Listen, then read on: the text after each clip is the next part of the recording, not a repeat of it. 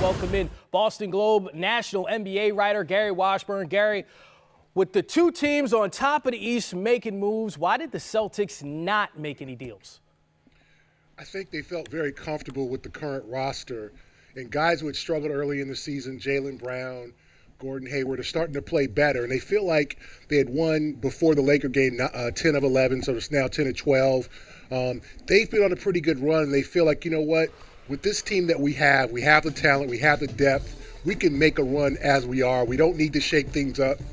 And some of their best players who might be imprinting free agents, a Terry Rozier, Marcus Morris, are contributors. So you don't want to move those guys. So their options were rather limited, and then they also just felt like their depth was good enough to make a prolonged run.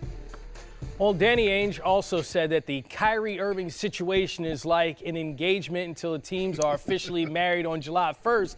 But it sounds like, well, that ring, no, it sounds like Kyrie is still trying to play the field a bit. How much does this team's success the rest of the season and the playoffs factor into Kyrie's decision to stay in Boston in the summer?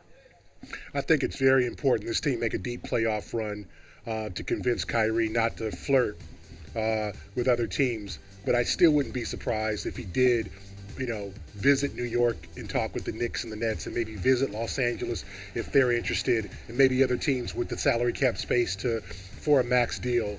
I think he wants to keep his options open, but I think he still enjoys Boston. I don't think he's unhappy in Boston. I think last week, the interview in New York, I think he was unhappy that his name was kind of dragged into the Anthony Davis situation, and he kind of has kept quiet about his situation since October. So I think that irked him more than just being unhappy in Boston or disappointed that they've had kind of a bumpy road. I think he was just upset at his name being dragged in that situation in the first place.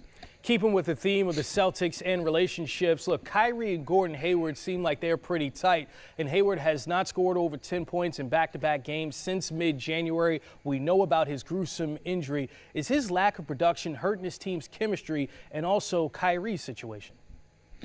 I don't think it's hurting Kyrie's situation. I think Brad Stevens has been extremely patient with Hayward and will continue to be. And I think there's signs that he's coming back. It's a mental thing. I mean, if you play basketball for 25 years every day of your life, and then suddenly you can't play for a year, and then you're asked to jump on a court with the world's best players, the world's best athletes, that's hard. And I think that this transition for Hayward has been difficult, but I think he's making strides. And I think this team truly believes that the Hayward in April and May will be much better and much more confident, I would say, than the one who's in February. And so they're seeing signs. I don't think it's doing anything with the team chemistry. It has affected playing time, but you've got to let him play. You can't bench him. He's not going to get better on the bench looking at the game. Like, he's got to experience these things. He's got to go through it, and he's got to get better. Certainly, team chemistry, never an easy thing to figure out. Gary Washburn, national NBA writer for the Boston Globe, thank you for your time. Thanks, guys.